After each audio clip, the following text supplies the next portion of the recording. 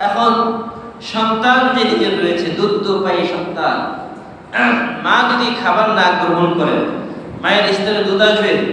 দুধ তো আসবে না। সঙ্গত কারণে মরুভূমির প্রান্তর, প্রচন্ড রোদ, ওই রৌদ্রের মধ্যে মায়ের গলা শুকিয়ে গেছে, খাবার নাই, দুর্বল হয়ে গেছেন। দু একদিন পরে দেখা গেল মায়ের স্তনের দুধও শুকিয়ে গেছে। সন্তান মায়ের স্তনে মুখ লাগানোর পরেও দুধ আসে না। সন্তান চিৎকার করে হাওয়া করে কান্না করে। চিন্তা করলেন কি করা যায়, মায়ের দিন বড় ব্যস্ত যে কি করবেন তিনি। তো সন্তানকে বাঁচানোর জন্য চিন্তা করছে দেখি কোনো মানুষের কোনো জায়গায় কোনো সাড়া পাওয়া যায় কিনা। তিনি তৎক্ষণাৎ তার পাশেই যে সাফা এবং মারওয়া দুইটি পাহাড়, সাফা পাহাড়ে উঠলেন। উঠে তিনি কাপড় নেড়ে নেড়ে মানুষকে ইশারা দিচ্ছেন যে আশেপাশে কোনো মানুষ থাকলে তার হাতে ইশারা বুঝবেন, বিপদ সংকেত। দেখলেন যে না, কোনো মানুষ নেই আশেপাশে। তিনি আবার নিচে নেমে আসলেন, এসে আবার মারওয়া পাহাড়ে উঠলেন। এইভাবে এক পাহাড় থেকে আরেক পাহাড়ে তিনি সাতবার চক্কর দিলেন।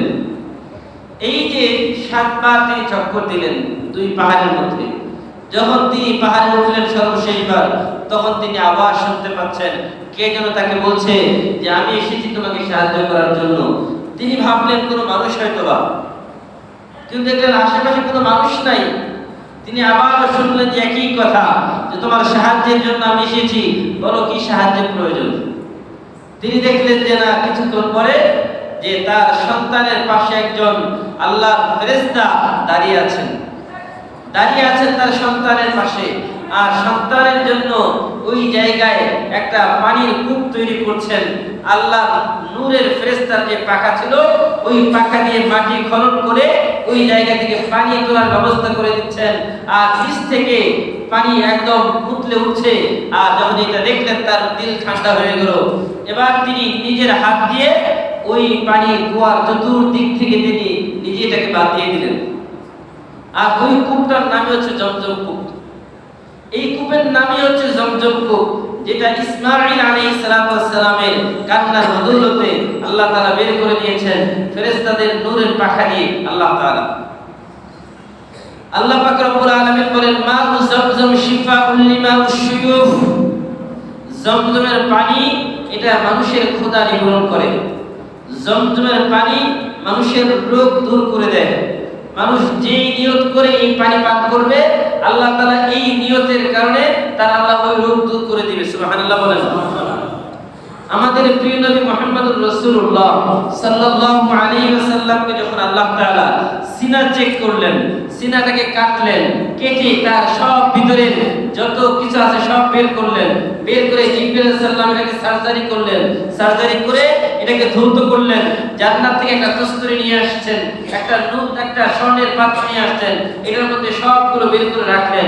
রাখার পরে আবার এগুলো ওই জমজমের পানি দিয়ে ধৌত করলেন। ধৌত করে আবার রাসূলের সিনা মোবারকটাকে আবার আগের মতো লাগিয়ে দিলেন। আর এইভাবে তিনবার করা হয়েছে। আর এটাকে করা হয়েছে জমজমের পানি দিয়ে। এজন্য হাদিসের মধ্যে এসেছে যদি আল্লাহর কাছে জমজমের পানির চাইতে কোনো দামি পানি থাকতো, আল্লাহ ওই পানি দিয়ে রাসূলের সিনা মোবারক ধৌত করতেন। আল্লাহর কাছে জমজমের পানি চাইতে দামি কোনো পানি নাই। এজন্য ওই হাউজে কাউসারের পানির থেকেও আল্লাহর কাছে এই জমজমের পানি অনেক বেশি মূল্যবান। সুবহানাল্লাহ।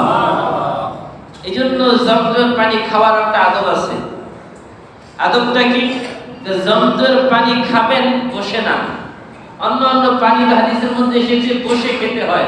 দাঁড়িয়ে খেলে শয়তানের প্রস্রাব খাওয়া হয়, জানেন তো এটা? দাঁড়িয়ে যদি পানি পান করা হয় তাহলে শয়তানের প্রস্রাব পান করা হয়। আমরা হয়তো বা বুঝি না যে শয়তানের প্রস্রাব পান করতেছি। এখন বলেন শয়তানের প্রস্রাব পান করলে পিপাসা নিবারণ হবে নাকি আরো পিপাসা বাড়বে? তো এই জন্য পানি কখনো দাঁড়িয়ে পান করা যাবে না। আবার বিজ্ঞানীরাও বলছেন, ডাক্তাররা বলছেন যদি কেউ দাঁড়িয়ে পান করে তাহলে ডাইরেক্ট তার হাড়ের মধ্যে পানি পড়ার কারণে তার নানাবিধ সমস্যা তৈরি হয়। এটা বিজ্ঞানীরাও বলছে যে না, দাঁড়িয়ে পান করার মধ্যে মানুষের অসংখ্য রোগ তৈরি হয়, বসে পান করার মধ্যেই উপকার। এখন এই জমজমের পানি একমাত্র হাদিসের মধ্যে এসেছে এটার আদব হচ্ছে দাঁড়িয়ে পান করতে হবে এবং নিয়ত করবেন, যে কোনো একটা নিয়ত করে তারপরে এই পানি পান করবেন। তাহলে এই পানির থেকে সম্পূর্ণ আলাদা একটা আল্লাহ তাআলা বৈশিষ্ট্য দিয়েছেন। এই জন্য বলছিলাম এই জমজমের পানি এত বৈশিষ্ট্য আল্লাহ তাআলা দিয়েছেন। পানি পান করলে মানুষের সাধারণত পিপাসা নিবারণ হয়, মানুষের পেটের ক্ষুধা কিন্তু মিটে না। কিন্তু জমজমের পানির মধ্যে আল্লাহ এমন এক জিনিস দিয়েছেন যেটা পান করার কারণে আপনার পেটের ক্ষুধাও নিবারণ হবে, পানির যে পিপাসা ওই পিপাসাও নিবারণ হয়ে যাবে। সুবহানাল্লাহ। এই জন্য যদি পারা যায় একদম সলিড যে পানি ওইটা পান করবেন, যে নিয়তে পান করবেন। অনেকে বিভিন্ন রোগে আক্রান্ত, তো এই জন্য বিশ্বাস একই পরিপূর্ণ হওয়া চাই যে আমি পান করলে আল্লাহ অবশ্যই মাফ করবেন। আর যদি দুদুল্যমান মাফ কি হবে, সুস্থ কি হব, এই যে এরকম যদি দোটানায় থাকেন তাহলে কিন্তু হবে না। আর যদি একই 100 হয় যে না এটা করলে আমি অবশ্যই সুস্থ হব, আমার আল্লাহ রাসূল যেহেতু বলেছেন, কথা তো সত্যই বলেছেন, আমার চিন্তা চেতনায় ভুল হতে পারে, রাসূলের কথা তার ভুল হতে পারে না। এই জন্য যেটা বলেছেন 100% সত্য, আর এটাকে যদি ইয়াকিনের সাথে আমরা খেতে পারি আল্লাহ অবশ্যই মাফ করবেন। তো এবার নবী ইব্রাহিম আলাইহিস সালাম তিনি তো চলে গেলেন, সন্তানের পায়ের কাছে জমজম কূপ তৈরি হয়ে গেল। এবার সন্তান ইব্রাহিম আলাইহিস সালাম তার এখানে বসবাস শুরু হয়ে গেল। তো কিছুদিনের মধ্যেই বনু জুরহুম গোত্র নামে একটা গোত্র, তারা এই দিক দিয়ে একটা কাফেলা নিয়ে যাচ্ছিল। যখন একটা কাফেলা নিয়ে যাচ্ছে এই পথে দেখে যে খুব কাছেই কিছু পাখি আকাশে উড়ছে। মরুভূমির মধ্যে পাখি আকাশে উড়া এটা একটা আলামত বহন করে যেখানে পানি আছে।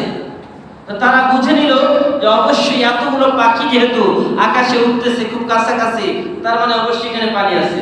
দুইজনকে পাঠিয়ে দেখলো যে আচ্ছা খবর নিয়ে দেখো তো আশেপাশে কোনো পানির ব্যবস্থা আছে কিনা। দুইজন খবর দিল যে হ্যাঁ অমুক জায়গায় তো পানি একটা ফোয়ারা আছে, একটা কূপ আছে যেখানে একদম স্বচ্ছ পানি, খুব মিষ্টি পানি, পানি পান করে আমি পিপাসা নিবারণ করে এসেছি। বললো চলো যাই সবাই ওদিকে। ওই যে তাহবি ইলাইহিম ওয়ারযুকহুম, যে আল্লাহ মানুষের দিনকে তার থেকে মাইলান করে দাও। বাস আল্লাহ তাআলা লোক পাঠিয়ে দিলেন। তারা আসলে বললো আমরা এখানে থাকতে চাই। হাজেরা বললেন থাকতে চান কিন্তু এই পানির কিন্তু দাবিদার হতে পারবেন না, এটার মালিকানা দাবি করতে পারবেন না, এটার মালিকানা আমার। বললো ঠিক আছে আমরা এখানে থাকবো, আপনার এই পানি যা আমরা পান করি বিনিময়ে আপনাকে কিছু দিয়ে তারপরে পান করবো। তাহলে ঠিক আছে থাকেন। এবার তারা পাশে জনবসতি তৈরি হলো। এইভাবে জনবসতি যখন তৈরি হলো আস্তে আস্তে জনবসতি বাড়তেছে। আর নবী ইব্রাহিম আলাইহিস সালাম তার সন্তান